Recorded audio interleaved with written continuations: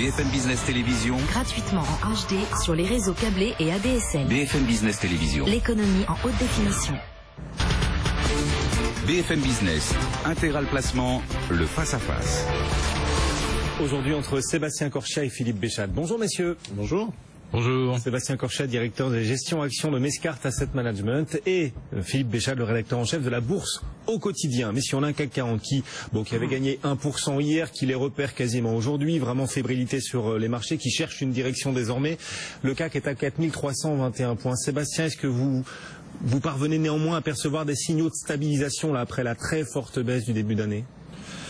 Oui, alors je pense qu'on est rentré un petit peu dans une période de calme. Alors je ne sais pas précisément combien de temps elle va durer. J'ai espoir qu'elle dure peut-être 3 semaines, un mois, aidée par en amont par la BCE. Et peut-être la Fed un peu qui va calmer le jeu, aidé aussi par la stabilisation des cours du pétrole, et puis peut-être boosté en Europe d'ici quelques jours par des publications un peu plus en rythme. On en a quelques-unes depuis 2-3 jours ou une petite semaine qui sont plutôt satisfaisantes, on va dire, et qui montrent que l'Europe, au niveau de son activité, se tient bien. Donc j'ai bon espoir que pendant une petite période de temps, le marché soit aidé au moins dans sa stabilisation. Vous pensez sérieusement que les marchés sont prêts à regarder de près les publications d'entreprises et à varier en fonction des publications d'entreprises, malgré les inquiétudes macroéconomiques qui semblent beaucoup plus grandes? Alors, en tout cas, sur les quelques publications qu'on a pu avoir, on a vu que le marché y prêtait attention. J'ai en tête des publications comme celle de Biomérieux, par exemple.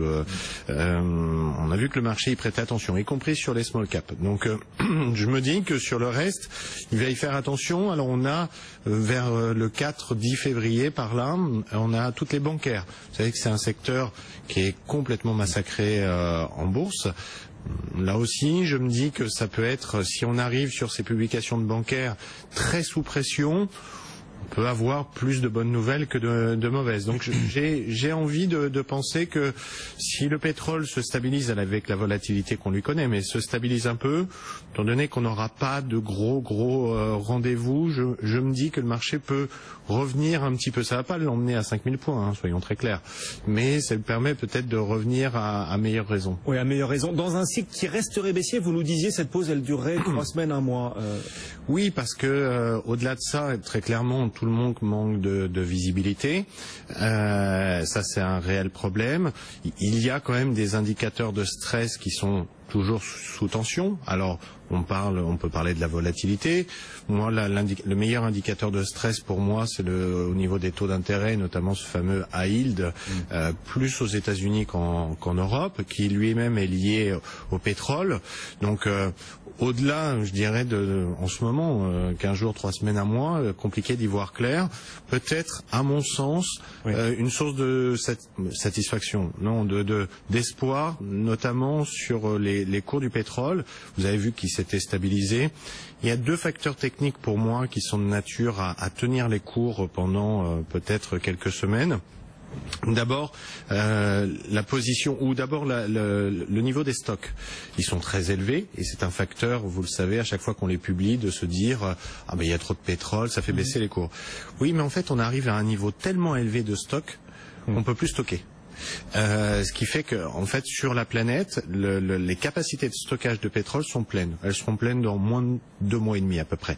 On pourra plus. On peut investir dans les fabricants de cuves. Oui, mais vous installez pas une cuve en 24 heures. Ça veut dire surtout que les pays producteurs qui aujourd'hui produisent 1 million de barils jour de plus que la demande, il y a quelqu'un qui va être obligé de fermer la vanne. Parce que de toute façon, sinon, ce pétrole, il va couler par terre. Donc ça, c'est un facteur de remontée des cours de pétrole à court terme. Et je regardais hier que la position vendeuse des hedge funds sur le baril de pétrole, c'est à peu près 400 millions de barils de pétrole qui sont vendus à découvert. Donc, je me dis, là, il y a un facteur de technique, 2 facteurs techniques qui peuvent s'enclencher l'un et l'autre pour tirer le pétrole vers le haut. Artificiellement, on s'entend.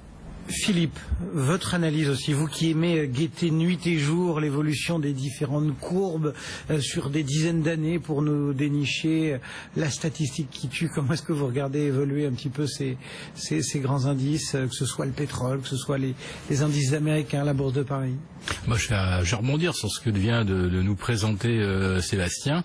Il y a la volatilité et il y a effectivement des niveaux de surproduction qui effectivement mettent à mal aujourd'hui les capacités de stockage. Alors, commencez par la volatilité. Vous voyez le baril reprendre 25% entre mercredi dernier et vendredi soir. Niveau de volatilité absolument stratosphérique. 9% vendredi, 7% reperdu lundi. Qu'est-ce qu'on retrouve derrière comme justification? On écoute les commentaires des uns et des autres et là vous avez le rapport publié par une obscure agence, enfin c'est peut-être très bien son travail, enfin moi je la connaissais pas jusqu'à présent, et beaucoup de spécialistes du pétrole non plus, une agence qui dit effectivement il risque d'y avoir toujours un niveau de surproduction très élevé. Puis vous avez derrière la rumeur. À l'OPEP, on commence à s'inquiéter, il va peut-être falloir effectivement refermer un petit peu le robinet. Entre une rumeur invérifiable, dont on ne sait pas si elle débouchera sur quelque chose de concret, et un rapport sur la surproduction. Les éconoclastes peuvent vous en pondre un tout de suite, mais je peux vous défendre la thèse et son contraire. Le contraire de la thèse de la surproduction, prenez la Chine. Ils ont privilégié le charbon.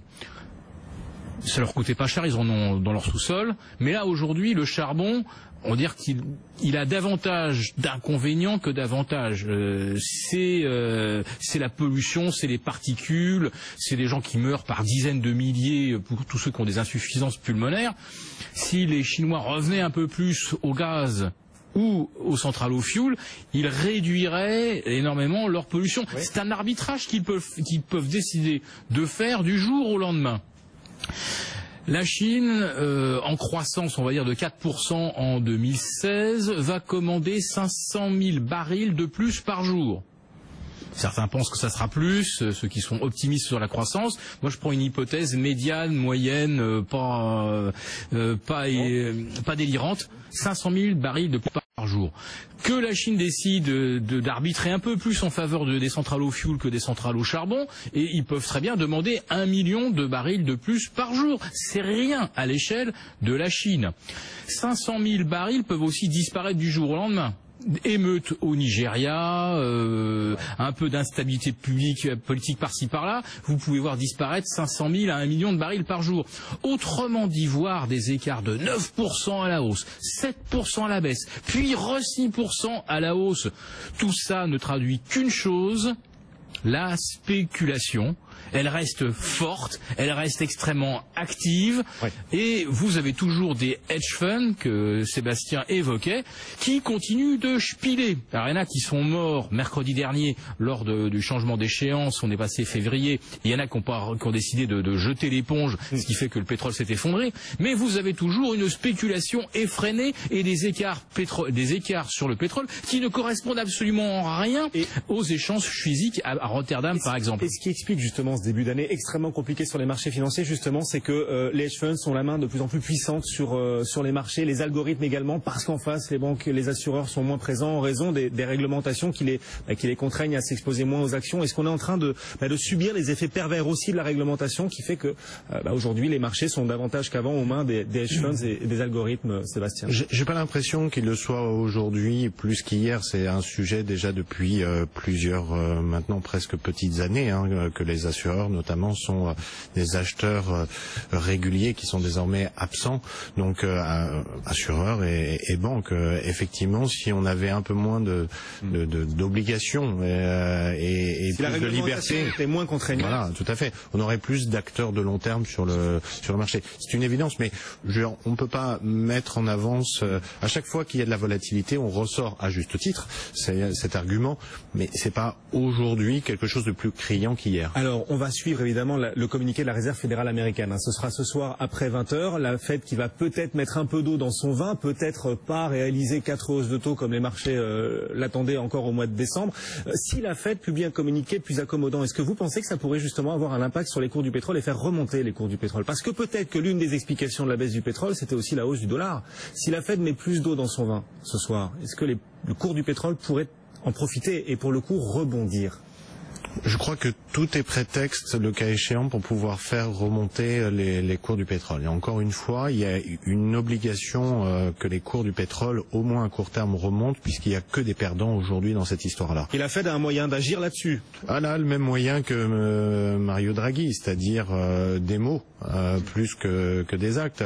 Maintenant, elle est dans une situation sûrement plus compliquée que Mario Draghi, une situation un peu perdant-perdant. Elle est un peu dans un corner, c'est-à-dire que si elle dit je continue sur ma lancée, s'il faut que je m'arrête à chaque fois qu'il se passe quelque chose, je vous rappelle que c'est comme ça depuis le mois d'octobre dernier, et je vais remonter les taux, elle panique les marchés. Si elle le fait pas, elle peut inquiéter les marchés en se disant il y a vraiment une problématique sur l'économie américaine sous-jacente, pas très forte, latente, mais qui est là. Elle peut inquiéter. Donc, je pense qu'elle est dans une situation où les mots vont être peut-être encore plus importants que ceux de Mario Draghi. Donc, j'espère qu'elle va naturellement rassurer un petit peu les marchés. La marge de manœuvre est assez faible. Mais la marge de manœuvre est faible et très très très compliqué pour elle. D'autant qu'elle a dans son mandat la stabilité financière, elle. Elle a la stabilité financière, et puis les Américains sont très pragmatiques. Ils savent que l'impact d'une baisse de Wall Street est plus important que l'impact sur l'économie d'une baisse du CAC 40 en France ou de l'Eurostoxx. Philippe Béchat, comment les marchés réagiraient-ils si ce soir le communiqué de la Fed se montre plus accommodant qu'au mois de décembre pour adapter ce communiqué à la situation mondiale qui se dégrade? Voilà. Les marchés le prendraient bien? Il va l'être. Comment vous croyez qu'hier on a retourné le CAC 40 de 3%? Vous avez vu une nouvelle, vous, hier, en début de matinée, une vraie nouvelle concrète qui explique que le CAC, il repasse de 4225 à 4365. Le rebond des cours du pétrole en cours de séance hier. Oui. C'était encore pas flagrant hier matin. Non. Qu'est-ce qui s'est passé hier? On s'est mis à anticiper, puis j'ai commencé à lire des commentaires, vous aussi, disant que la Fed va certainement tenir compte des cris de douleur du marché, va tenir compte du ralentissement économique chinois, de celui qui se dessine aussi à travers pas mal de statistiques américaines. Bref, le communiqué sera accommodant. Bon, il le sera d'autant plus que ce communiqué, il est dicté par Goldman Sachs, par Morgan Stanley, par Citigroup, donc ces gens-là savent déjà ce qu'il y a dans le communiqué. Et donc les marchés le prendront bien. Si le communiqué est accommodant, les marchés le prendront du bon côté, en se disant voilà, on va avoir une politique qui restera accommodante, et ils vont pas s'inquiéter forcément pour autant sur l'état de l'économie américaine. On sait très très bien que ce que la Fed pilote, c'est pas l'économie, c'est les marchés. La Fed, elle est market friendly. La Fed, ses actionnaires sont des banques. Je veux dire, l'économie, ce qui se passe dans le vrai monde, dans Main Street, ça la soucie guère. Donc, le communiqué sera accommodant. Puis, demain, on aura peut-être la Banque centrale du Japon qui va dire qu'elle rajoute des liquidités. Bon, elle était déjà le premier acheteur de tout ce qui existe sur le marché. Elle sera encore plus hégémonique. Ça changera rien, mais l'effet d'annonce va peut-être effectivement rassurer les marchés pour quelques heures, pour quelques jours. La Fed, vous le savez, aujourd'hui ne donne pas de conférence de presse, donc on va certainement pas non plus pouvoir tirer des extrapolations fantastiques de ce qui sera publié ce soir. Ce qui sera intéressant, ce sont les ajustements, les divers membres de la Fed qui s'expliqueront après pour si les marchés le prennent mal, leur dire mais vous n'avez pas compris qu'on est extrêmement accommodant. Et si les marchés le prennent trop bien, on a quand même dans notre mandat la stabilité, ce qui a été rappelé. La chef d'orchestre et les solistes, quoi. Exactement. Donc on verra bien ce que diront les solistes. Et effectivement, peut-être sur ce communiqué-là, le plus important seront les minutes plus que le communiqué, pour voir un peu le rapport de force pour la prochaine réunion qui, pour les marchés, au mois de mars, mi-mars, est la plus importante. Quelle allocation de votre côté chez Mescart Asset Management, là, dans ce contexte qu'on est en train de décrire, où les marchés dépendent à 80% de l'évolution des cours du pétrole, et puis aussi, on le disait, reste sensible quand même aux banques centrales. Sébastien, qu'est-ce que vous faites en ce moment? Écoutez, je vais être fidèle à ce que je vous ai dit, c'est-à-dire que je pense qu'on a une petite période d'accalmie, encore une fois, où le pétrole peut et doit remonter, où les publications vont être bonnes, et si on fait tourner un petit peu les modèles avec les données qu'on a aujourd'hui, un CAC 40 dans la zone 4470, allez, je l'arrondis à 4500 si vous voulez, me paraît être la cible, peut-être pour le mois de février. Vous voyez, je suis pas très ambitieux. Je vous parle d'un 4500 avec sûrement des différences assez notables dans les secteurs. Je suis pas un grand fan des banques dans ce contexte de taux très bas, mais je pense encore que les cours ayant tellement sous-performé en relatif, que si on arrive à la veille des publications sans avoir rebondi, je pense qu'on peut les jouer. Vous voyez que les marchés ont envie de jouer. Malgré le risque italien sur le secteur bancaire italien. Je suis pas sûr qu'il y a un risque. Vous voyez, on l'a vu hier. L'économie italienne est une économie qui va finalement pas trop mal. Regardez, l'économie allemande va mieux que l'économie italienne et la Deutsche Bank s'est pris les pieds dans le tapis. Donc les banques italiennes, c'est peut-être pas les banques les plus rassurantes à jouer, je vous l'accorde, mais je pense qu'il y a un peu d'exagération de court terme. Je serais prudente sur les Espagnols avec la situation politique, mais les Françaises me paraissent peut-être un petit peu attrayantes à jouer dans une optique de publication. Et puis, je vois que les métaux et les valeurs pétrolières ont envie un petit peu de suivre cette tendance. Regardez là, alors, avec très très grande volatilité, en fait, prudent, mais regardez l'impressionnant parcours intraday de titres comme Arcelor, par exemple. Hein, c'est assez fantastique. Alors, faut peut-être pas jouer que celle-là, mais je pense que profiter de cette petite zone-là pour être un petit peu plus agressif. Voilà, en se disant attention, au-delà du mois de février, on n'y voit pas grand-chose. Ouais. On aura un autre rendez-vous de la Fed qui sera sûrement beaucoup plus important que celui-ci. Et je pense que les cours du pétrole, s'ils peuvent remonter à 35, 36, au-delà de ça, ça sera compliqué. C'est vrai que le mois de mars sera crucial entre la Fed et la Banque Centrale Européenne qui a quasiment promis, il y a quelques jours, une nouvelle mesure, pourquoi pas au mois de mars. Donc. Et je vous rappelle que le mois de mars, en bourse, depuis l'année 2000, est un mois d'inflexion majeure. Mars 2000, le crâne des technos, mais mars 2003 les plus bas, mars 2009 les plus bas, l'année dernière, mars 2015 le plus haut. C'est un mois extrêmement important d'inflexion. Bon, à choisir l'Europe plutôt que les autres places financières, vous pensez que l'Europe va continuer de surperformer ? Surperformer en tout cas. Et encore là, depuis le début de l'année, l'Europe ne surperforme plus d'ailleurs. Absolument, mais elle a tous les éléments pour le faire en tout cas.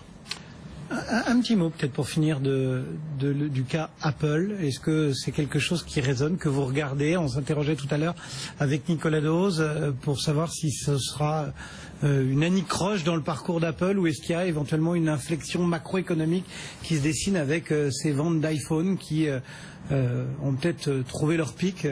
Philippe, vous regardez un petit peu les soubresauts commerciaux d'Apple ou c'est... finalement la petite chronique technologique? Moi, ça fait très très longtemps que Apple constitue pour moi un cas d'étude intéressant. C'est la firme au monde qui a le plus de cash depuis à peu près 3 ans. Ils ont franchi la barre des 100 milliards de réserves en cash. Et ils ont franchi la barrière des 200 milliards en décembre, grâce à 18 milliards de bénéfices supplémentaires qui sont ajoutés aux 198 qui existaient déjà. Or, on est dans un monde où le cash ne rapporte rien quand on le place. On est bien d'accord. On est dans un monde fini également où les gens ayant le pouvoir d'achat pour acheter un iPhone entre 750 et 950 pour celui qui fait 132 mégas de mémoire, le nombre d'acheteurs potentiels il est limité. Et aujourd'hui, Apple atteint simplement la limite physique de la clientèle solvable pour se payer un iPhone. Et puis bien entendu, les concurrents restent pas les bras croisés. Huawei qui dominait le marché chinois, mais dans le segment des smartphones, on va dire entre l'équivalent de 150 et 250 $, aujourd'hui sont en train de monter en gamme. Il y a certains modèles dont l'optique est plus performante que celle d'Apple, dont la fluidité de l'écran est plus performante, dont la solidité est supérieure. C'est des arguments qui peuvent convaincre. Tant que Apple, effectivement, n'annonce pas une nouvelle révolution technologique. Alors, je sais pas, l'iPhone qui permet de téléphoner à moins 200 mètres pour les plongeurs. Enfin, il faudra quelque chose, effectivement, plus pour donner envie. Les bulles, bon. Voilà, de racheter un iPhone. Et l'autre problème qui se pose, c'est avec 216 milliards de dollars de cash, qu'est-ce qu'on fait? C'est pas compliqué. On peut racheter à peu près tout ce qui peut paraître prometteur, technologiquement, etc. Sauf qu'aujourd'hui, quoi que Apple achète, ça sera forcément quelque chose de moins rentable qu'Apple, car il n'y a pas plus rentable qu'Apple. Donc, si vous achetez quelque chose, une firme, un Tesla ou autre, vous allez forcément dégrader votre rentabilité, votre profil aux yeux des investisseurs. Donc c'est un problème d'ultra riche qui, c'est vrai, il n'est pas facile à résoudre. Sébastien. Moi, j'en tire pas de conclusion particulière. Je pense qu'il y a un cycle de vie du produit, effectivement, ce qui est dit, et qu'il n'y a pas de rupture technologique, tout le monde le dit. J'irais pas en faire quand même un baromètre, comme je l'entends, de la santé de l'économie chinoise. C'est pas ce que j'ai dit d'ailleurs. Hein. Non, absolument. Mais je l'entends en me disant c'est un bon baromètre. Oui, que les ventes d'iPhone se tassent parce que la Chine ralentit, et notamment Hong Kong. C'est quand même Apple qui nous dit qu'à Hong Kong, il y a un véritable tassement pour la première fois. J'imagine bien qu'il y a des endroits, mais le taux d'équipement, ça a été très bien dit, est déjà au quasi maximum. Je préfère en tout cas, pour regarder la Chine, regarder soit l'électricité, soit le fret ferroviaire, par exemple, qui me paraît être des meilleurs agrégats. Donc sur Apple, je crois qu'il va falloir qu'il se renouvelle, hein, c'est une évidence pour tout le monde, et qu'il y a sûrement, boursièrement parlant, une période plus compliquée. Ça m'amène juste à une réflexion, c'est le poids d'Apple dans les indices américains.